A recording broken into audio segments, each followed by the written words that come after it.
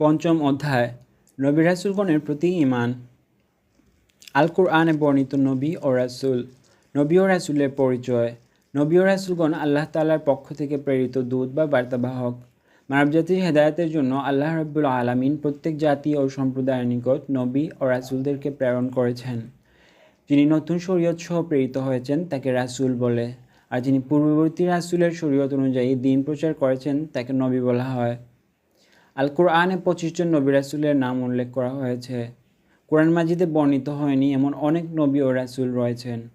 আমরা তাদের অনেকের নাম জানি, আবার অনেকের নাম জানি না। যেমন মহান আল্লাহ পবিত্র কোরআনে মহানবী সাল্লাল্লাহু আলাইহি সাল্লামকে লক্ষ্য করে ইরশাদ করেন, অনেক রাসূল প্রেরণ করেছি যাদের কথা আমি পূর্বে আপনাকে বলেছি, এবং অনেক রাসূল যাদের কথা আপনাকে বলিনি। সূরা নিসা 164। কোরআন মাজিদে 25 জন নবী রাসূল আলাইহিস সালাম এর নাম উল্লেখ করা হয়েছে।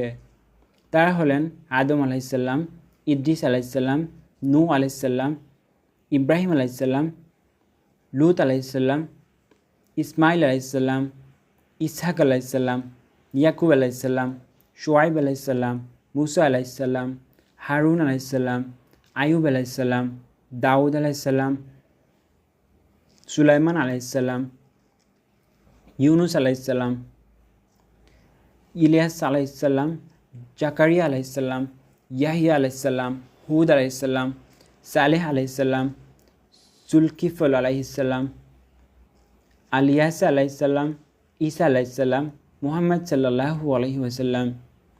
উল্লেখ্য যে উজায়ের আলাইসাল্লাম এর নবী হওয়ার বিষয়ে উলামায়ে কেরামের মধ্যে মতপার্থক্য রয়েছে। সকল নবী ও রাসূলের দিন ছিল ইসলাম। তাওহীদ, রিসালাত ও আখিরাতের প্রতি দৃঢ় বিশ্বাস স্থাপনের দাওয়াত দেওয়াই ছিল তাদের মূল কাজ। দ্বিতীয় পাঠ, নবী ও রাসূলগণের সাথে সাধারণ মানুষের পার্থক্য। নবী ও রাসূল আলাইহিসসালামগণের ব্যাপারে আমাদের এ আকীদা থাকতে হবে যে তারা সর্বযুগেই সর্বশ্রেষ্ঠ মানুষ ছিলেন। শারীরিক গঠনে, বংশ পরিচয়ে, আচার আচরণে, জ্ঞান ও প্রজ্ঞায় তারা ছিলেন যুগশ্রেষ্ঠ ব্যক্তিত্ব। তারা ছিলেন সর্বাধিক মর্যাদার অধিকারী। নবী ও রাসূল আলাইহিসসালামগণ ছিলেন মাসুম বা নিষ্পাপ। তাদের সামান্যতম গুনাহ ছিল এ ধারণা বা আকীদা পোষণ করা ঈমান পরিপন্থী। তারা ছিলেন সমাজের, দেশের ও জাতির ইমাম বা প্রধান।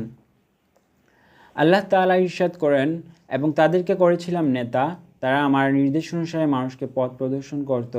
তাদেরকে ওহী প্রেরণ করেছিলাম সৎকর্ম করতে, সালাত কায়েম করতে এবং যাকাত প্রদান করতে।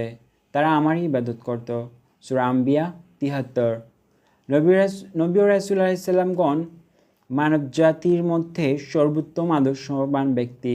তারা নবুয়ত লাভের পূর্বে বা পরে সর্বাবস্থায় কুফরি ও শিরক সহ ছোট বড় সর্বপ্রকার গুনাহ থেকে সম্পূর্ণ পবিত্র ছিলেন।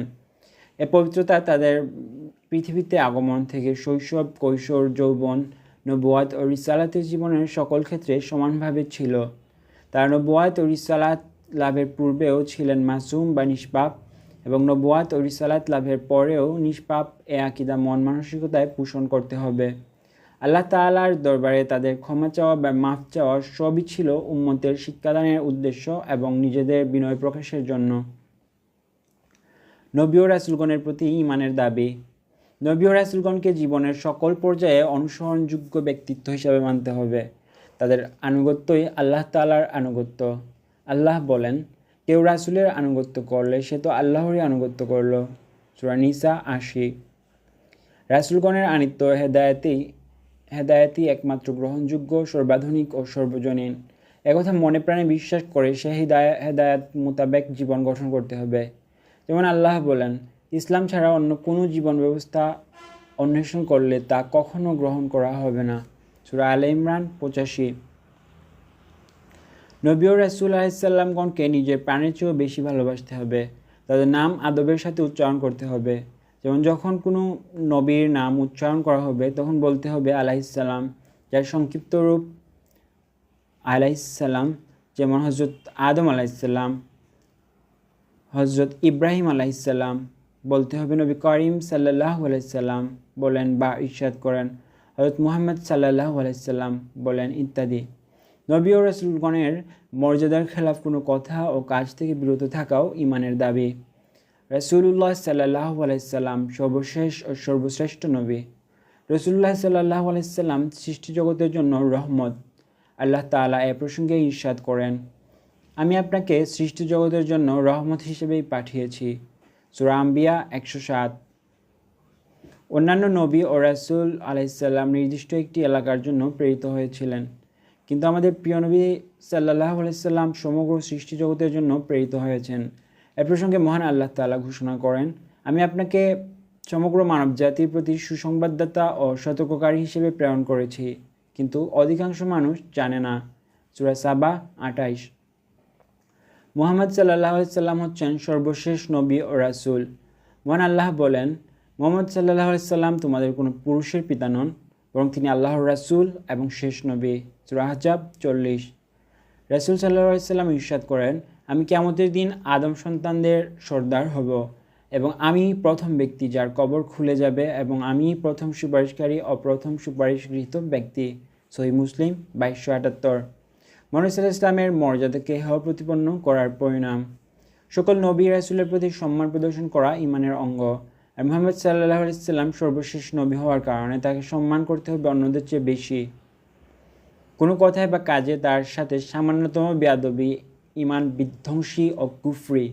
যে সকল শব্দ দ্বারা সাধারণ কাউকে তুচ্ছ ও হেয় করা হয়, সে সকল শব্দ তার সম্পর্কে বলা বা লেখা সম্পূর্ণ ঈমান পরিপন্থী।